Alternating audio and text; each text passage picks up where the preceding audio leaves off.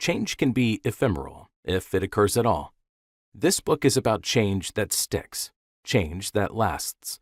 It is about sustained, desired change. The word sustained is used to capture the durability of change. The word desired refers to the end result or outcomes intended for any change process. Change gives life. Without adaptation, learning, and growth, a human being atrophies or dies. Of course, the wrong change could be as disastrous as no change. The atrophy might be physical, psychological, or spiritual, causing a person to lose joy and hope.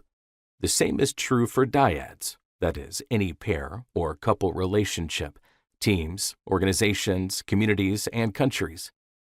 Change determines the sustainability of the species, our relationships, and the durability of our human collectives.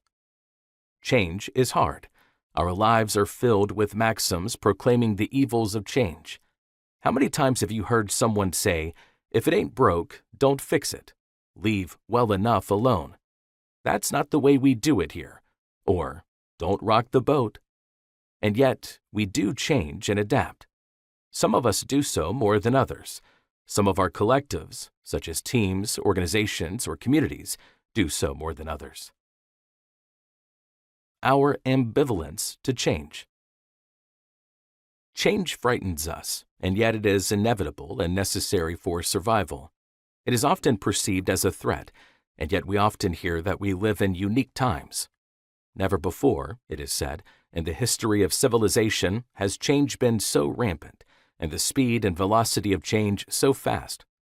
Although some scholars have claimed that major scientific breakthroughs are not occurring as fast as they had in the past, change in almost every aspect of how we live and shop, how we work, with whom we live, how we see and refer to others, our political views, the search for information, and more, is occurring at a pace that is often difficult to comprehend.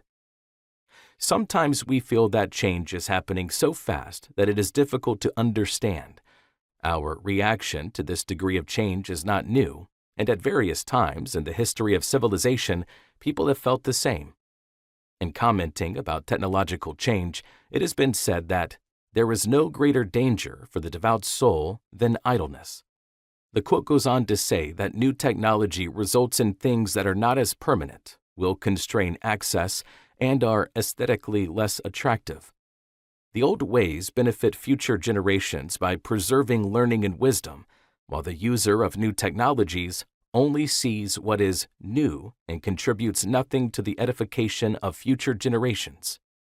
Further, writing on good subjects is the very act introduced in a certain measure into the knowledge of the mysteries and greatly illuminated in his innermost soul, for those things which we write we more firmly impress upon the mind.